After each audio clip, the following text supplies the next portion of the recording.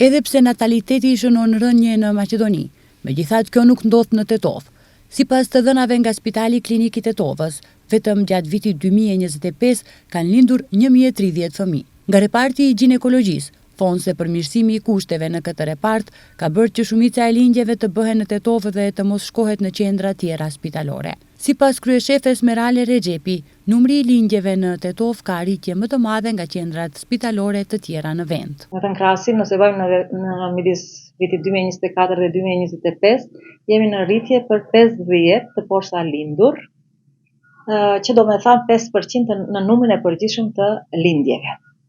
Në qoftë se krahasojmë në nivelin shtetëror të rritjes së numrit të poshta lindurve, mund të them se jemi të vetmit qendër spitalore që kemi rritje në numrin e të poshta lindurve. Kjo i përshkruhet përmirësimit të kushteve në vetë repartin ton, por edhe sakrifica e personelit, qoftë i mesëm, por edhe i mjekëve, për mundin që e japin dhe për përkushtueshmërinë në profesionin e tyre.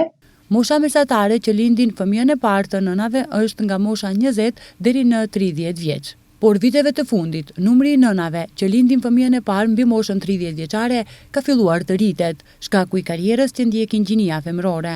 Numri më i madh i moshës së nënës është prej 20 deri në 30. Kohëve të fundit, për shkak të rrethanave të ndryshme, shkollimi i femrës, përkushtimin në karrierë, martesa më të vonshme, kuptohet se edhe mendoj mosha e lindjes së parë është në rritje.